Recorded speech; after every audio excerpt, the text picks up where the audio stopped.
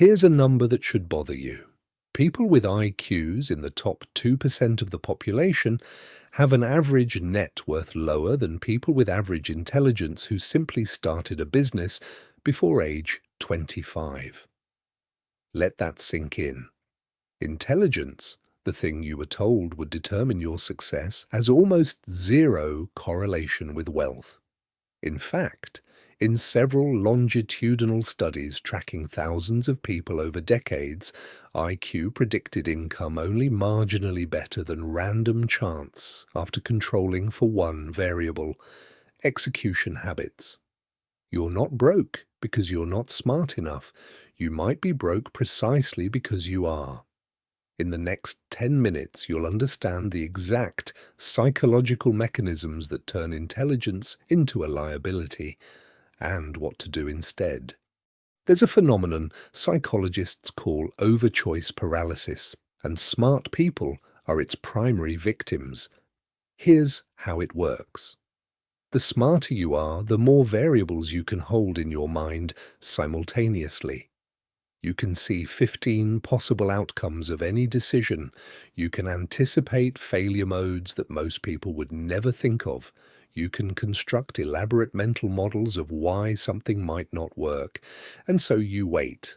I just need to research this a little more. I need to make sure the timing is right. I need a better plan before I start. Meanwhile, the person with half your analytical capacity already launched, already failed, already learned, already adjusted. And now they're 2 years ahead of you, not because they were smarter, but because they moved while you were still thinking. The intelligence trap isn't that you think too little, it's that you think instead of act. Your brain, which is genuinely exceptional at modeling reality, has convinced you that modeling reality is the same as changing it. It isn't. Smart people pay a tax that average people don't.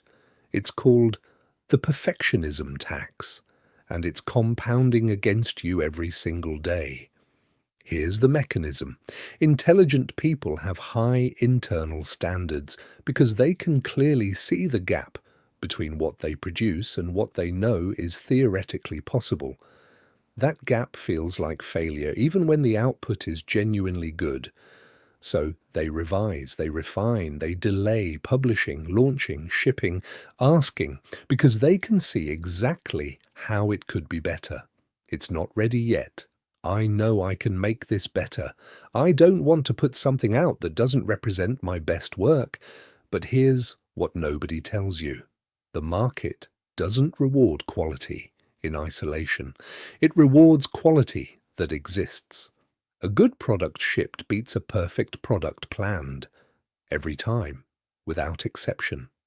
The person charging for their service at 60% of your skill level is making money.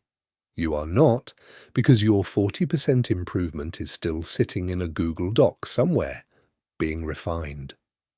The perfectionism tax doesn't just cost you money, it costs you feedback, market data, real-world calibration, all the things that would actually make your work better faster than any amount of internal refinement. There's a belief system so deeply embedded in intelligent people that most of them never even question it. Call it the Credential Illusion. It goes like this. If I learn enough, get certified enough, become qualified enough, the money will follow naturally. Intelligence plus credentials equals financial security. This was true once. In a world where information was scarce and gate-kept, credentials were the signal that unlocked access to economic opportunity. That world ended. I'm getting my MBA first, then I'll have the credibility to charge what I'm worth. I need another certification before I can call myself an expert. What actually happened is this: the internet made information free, which made credentials less scarce, which collapsed their economic return, while simultaneously creating unprecedented demand for people who could execute, ship, and sell. Skills the education system never taught because they weren't considered intellectual. Smart people optimized for a signal that the market stopped valuing at precisely the moment they finished accumulating it. And because they spent years and significant money acquiring those credentials, they can't psychologically accept that the return isn't coming. That's not stupidity. It's a very intelligent form of sunk cost thinking. Here's something that will make you uncomfortable.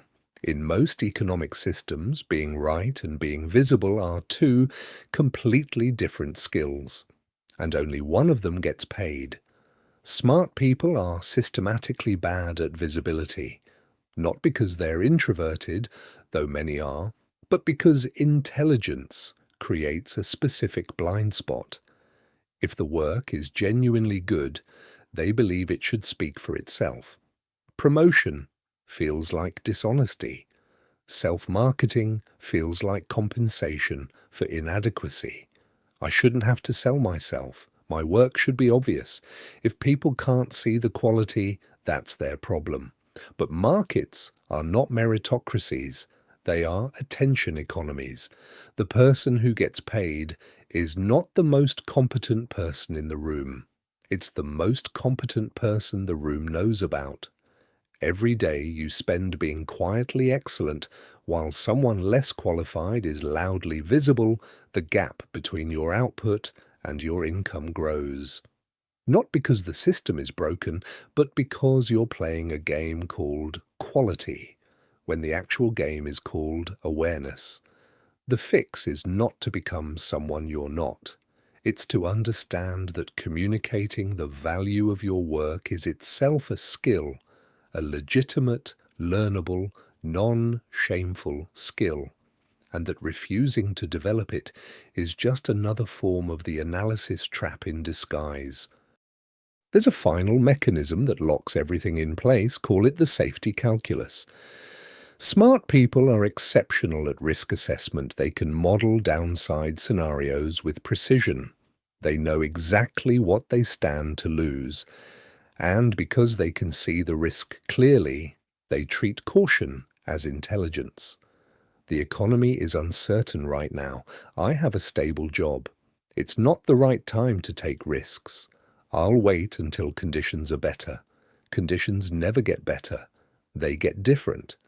And the ability to see risk clearly, without equally weighting the risk of inaction, is one of the most expensive cognitive biases intelligent people carry. Here's what the safety calculus misses.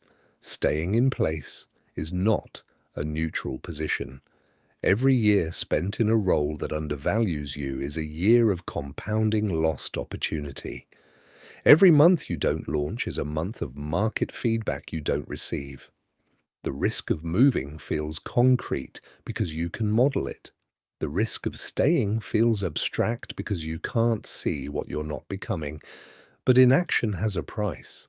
It's just paid in slow installments rather than one visible moment, which makes it invisible to the very analytical mind that thinks it's being careful.